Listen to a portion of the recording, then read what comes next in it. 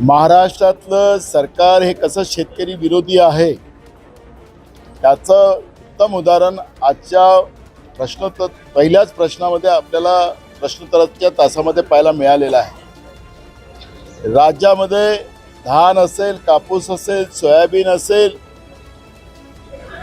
हे खरेदी केंद्र सुरू झालेले नाहीत।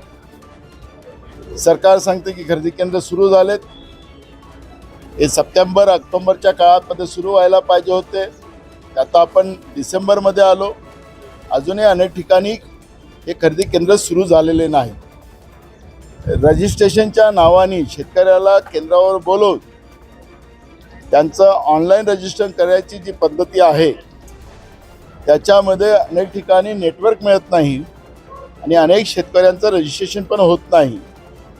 आणि मग अशा या सगळ्या जाचकटीमुळे समर्थन मूल्याची केंद्र हे नाम मात्र उघडली जातात आणि हा एवढा मोठा काळ लोटल्यानंतर शेतकऱ्याला घरचा खर्च निभवण्यासाठी ते बाजारपेठेमध्ये त्याचं धान्य कापूस विकावं लागतं, हे नाकारता येत नाही।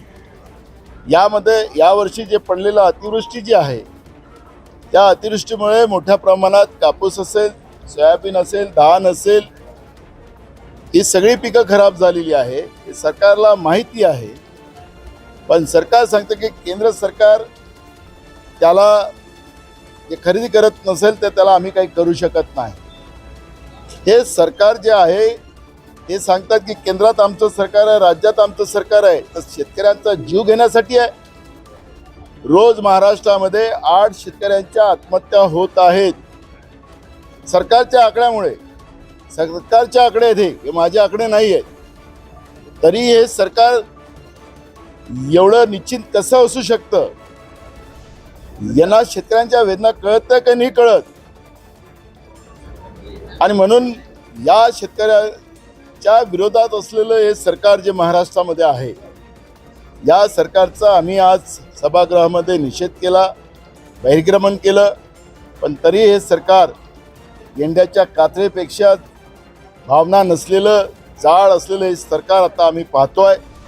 आणि म्हणून महाराष्ट्राच्या शेतकऱ्यांना मी आवाहन करतो की या आत्महत्या करू नका, या सरकारलाच आत्महत्या कशी करायला लावता येईल याच्यासाठी सगळ्यांनी एकजूट व्हावं असं आवाहन मी करतो। या सरकारकडून फार काही अपेक्षा कराव्यात अशी परिस्थिती आज नाही। आज तरी दुपारी आम्ही पुन्हा या सरकारवर, शेतकऱ्यांच्या विषयावर अजून त्यांना सरकारला धारत पकडू अशी आमची भूमिका आहे।